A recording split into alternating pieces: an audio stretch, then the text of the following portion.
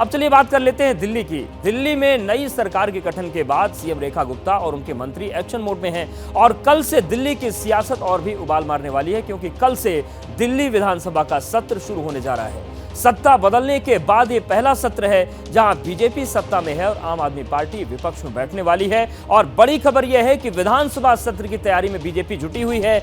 आज दिल्ली बीजेपी दफ्तर में एक अहम बैठक होने जा रही है। मुख्यमंत्री रेखा गुप्ता विधायकों के साथ मंथन करेंगी और दिल्ली बीजेपी अध्यक्ष वीरेंद्र सचदेवा भी इस बैठक में मौजूद रहेंगे। विधानसभा सत्र की रणनीति पर बातचीत होगी। 24 फरवरी यानी कि कल से दिल्ली का विधानसभा सत्र शुरू होने जा रहा है और उससे पहले आज एक महत्वपूर्ण बैठक है। सभी विधायकों के साथ मंथन होगा। दिल्ली बीजेपी के प्रदेश अध्यक्ष वीरेंद्र सचदेवा भी मौजूद रहेंगे और अब जिस तरीके से दिल्ली के विकास के विजन को लेकर आगे बढ़ने की बात हुई थी, उसकी किस तरीके से विधानसभा सत्र में तस्वीर खींचनी है, इसको लेकर आज पूरी बैठक होगी, मंत्रणा होगी और उसके बाद कल नई सरकार विधानसभा में कामकाज को संभालेगी। और अब तक जो सत्ता में आम आदमी पार्टी थी वो विपक्ष में रहेगी, तो विपक्ष की भूमिका में आम आदमी पार्टी होगी। लेकिन दिल्ली में जिस तरीके से बीजेपी ने 2.5 दशक के बाद सत्ता हासिल की है, उस लिहाज से अब कल से जो विधानसभा का सत्र शुरू हो रहा है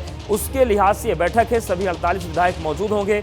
दिल्ली बीजेपी अध्यक्ष वीरेंद्र सचदेवा भी होंगे और प्रदेश संगठन महामंत्री पवन राणा भी मौजूद होंगे। सीएम रेखा गुप्ता के नेतृत्व में पूरी बैठक होगी और कल किस तरीके से सत्र में बढ़ना है, आगे पूरे सत्र में किस तरीके से सरकार कामकाज को आगे बढ़ाएगी, इसको लेकर पूरी बैठक होने जा रही है। 24 फरवरी से शुरू होने वाले विधानसभा सत्र की अहम बातें यह हैं कि बीजेपी 25 फरवरी को सीएजी रिपोर्ट पेश करने वाली है।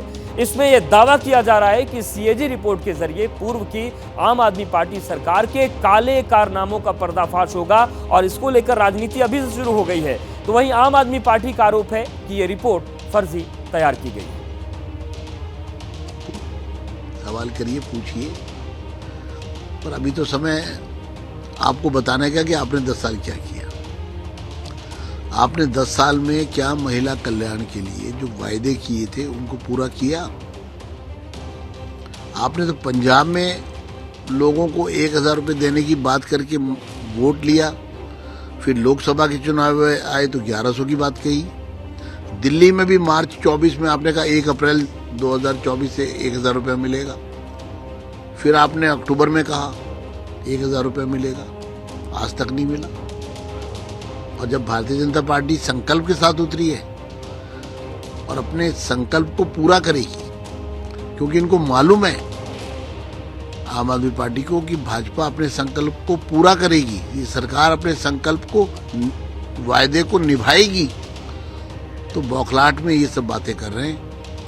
लेकिन इतना जरूर है कि जो काला चिट्ठा इस सरकार के भ्रष्टाचार का खुला, जिसके कारण ये सत्ता से हटे, ये अब लोगों से अपना ध्यान हटाने के लिए अनर्गल प्रचार कर रहे हैं। एक बात बिल्कुल साफ है कि चुनाव के दौरान भाजपा बार बार झूठ बोल रही थी। कुछ कागज जो भाजपा ने अपने दफ्तर में मैन्युफैक्चर किए, सिर्फ उन्हीं को लहराकर इनके बड़े बड़े मंत्री प्रेस वार्ता तक कर दिए हम पे झूठे आरोप लगाने को। जहां तक सीएजी रिपोर्ट के टेबल होने की बात है, तो दिल्ली सरकार के जो दिल्ली सरकार की फॉर्मेलिटीज मोडालिटीज थी वो सब कंप्लीट हो चुकी थी। स्पीकर साहब को ऑलरेडी ये रिपोर्ट पेश की जा चुकी थी, तो जो भी सरकार होती ये रिपोर्ट पेश होनी ही थी। तो कल से सत्र शुरू होने जा रहा है और उसको लेकर देखिए राजनीतिक जो बयानबाजी शुरू हो गई है। बलराम हमारे साथ जुड़ गए। बलराम, जिस तरीके से सत्र का आगाज भी अभी नहीं हुआ है और उससे पहले ही तलवारें खिंची खिंची दिख रही हैं, यानी कि ये साफ तौर से दिख रहा है कि सत्र बड़ा हंगामेदार और दिलचस्प होने जा रहा है दिल्ली में बदली हुई सरकार के बाद।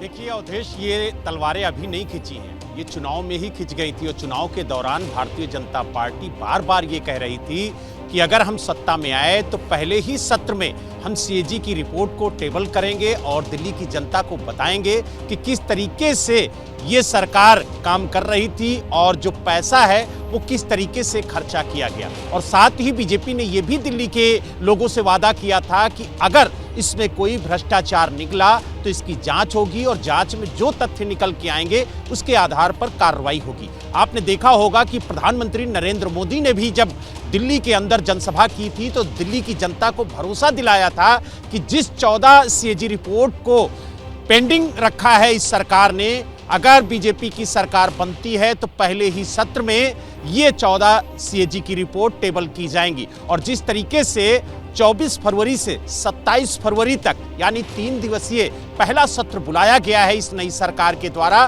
तो उसमें 25 फरवरी को यानी दूसरे दिन सीएजी की रिपोर्ट टेबल की जाएगी और 27 फरवरी यानी तीसरे दिन इस सीएजी रिपोर्ट पर सदन के अंदर चर्चा की जाएगी।